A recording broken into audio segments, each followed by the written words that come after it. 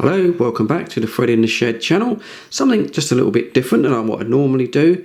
We're moving into the 21st century and I'm going to be giving this a try. This is Shine Armor. It is a modern ceramic coating which is supposed to replace traditional car polish. The idea is you put this on your car, or anything really, boat, bike, whatever, and basically it gives you a nice glossy finish which can last up to 3 months. Now, I'm not sponsored in this video. This is going to be completely unbiased. I wish I was sponsored because I bought this from Amazon and it cost this much. Did you ever see that Harry Enfield series, the one where I Saw You Coming, when he owns the little antique shop? Yeah, well, I think they may have seen me coming on this, but you got to move with the times. I'm going to be using this on my very old 2005, so 16-year-old Volvo car. The paintwork is not immaculate, as you'd expect for 15 years. It's had a few little repairs here and there, so it'd be interesting to see how this brings it up. As you can see, this is a realistic test. Not something that you see on the internet where they try this on a brand new pickup truck or something like that.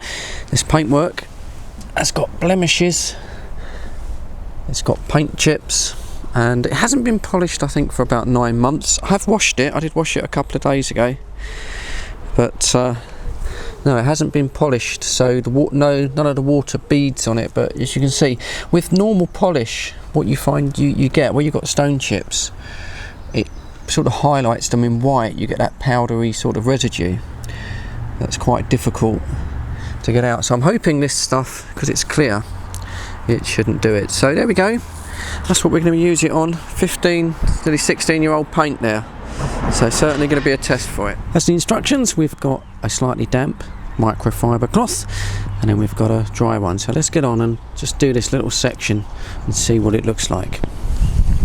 Little safety device there, switch it on and off, that's quite good. Didn't realise it had that, didn't say anything about that on the instructions, but there we go.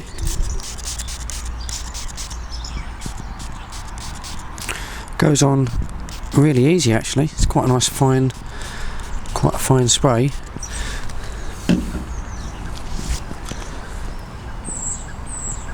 And it's just like a very thick water really, can't say it's got any consistency. Very little chance of this drying on the bodywork because it's so chilly today. It's probably a little bit too cold. I can actually see my breath, so it might condense. But on the other hand, it's not going to dry on the body. Okay, so I think that's got it pretty well covered. Swap cloths to the dry one and start buffing it up.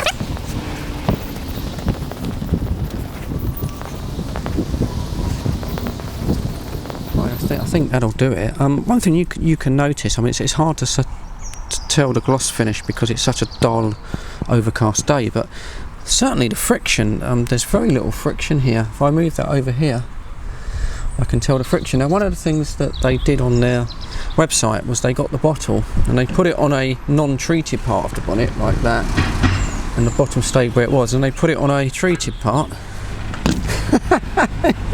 It works, look at that. That's a non-treated, I hope that's on camera, that's a non-treated. And that is something, isn't it? So it just shows you the coating has certainly worked. Non-treated, treated. So yeah, one thing that I didn't mention was that you don't have to worry about the build-up of that white powder residue that you get around the features of your car. This coating, you can use it straight onto plastic, rubber, clear plastic, anything like that. Just had to come inside because of course this is England and it started to rain, and a convertible car, that's not very good. But one thing I think I'll mention, it's worth pointing out, this is the screen wash jet, and you see how nice and dark that has come up with one application. This is what I normally get, this is my regular polish, and this is what happens, we get that white kind of residue that's really difficult. I would normally have to hit that with a little bit of sort of silicone polish. So we finished the job despite the rain. and that's how much I used, and that was to do the whole car, and I gave the bonnet 2 coats, which I probably didn't need to do, to be honest. But so yeah, looking at that, I could certainly do 3 applications. It won't stick now. I could do 3 applications for 1 bottle, which I suppose, you know, isn't sort of too bad. So the $20 million question, what do I think? Has this come up any cleaner, any deeper shine than my usual Auto Glen cream polish? And the answer is, it's probably about the same. I don't think it's any glossier. Certainly it's got a nice shine to it, certainly for 15-year-old paint, but I don't think it's any glossier than my Auto Glen polish. But the convenience factor, the time that it took, was so much less. I mean, I could do the whole car, I would say, in about 40 minutes. And you know, with Auto Glen polish, that's going to be at least for me 2 hours, something like that. So yeah, I think you're buying the convenience. You're getting the same finish. I mean, it's certainly got a nice gloss finish to it. I can't criticise the finish. I'm impressed. I'm impressed with how quick and easy it goes on. I say you get you get no white residue around the edges, so you haven't got to go around with a little bit of a cloth. And so yeah, it gets the thread in the shed thumbs up. Certainly as good as my regular polish. The only thing I would criticise it for is you just don't get very much, do you, for the money.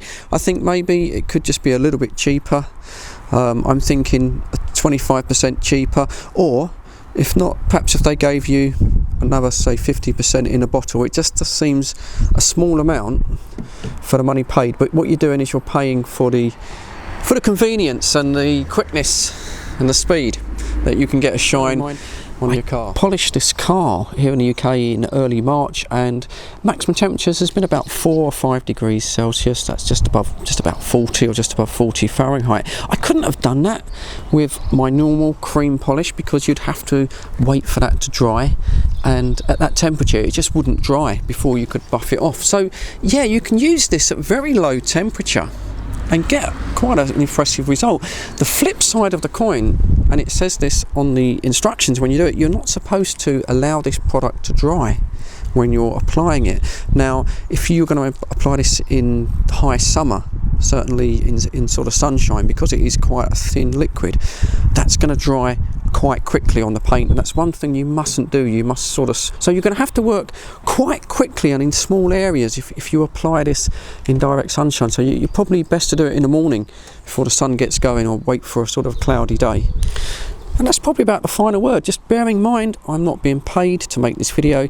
I bought the product out of my own hard-earned money. So it's a very honest review on a very old car.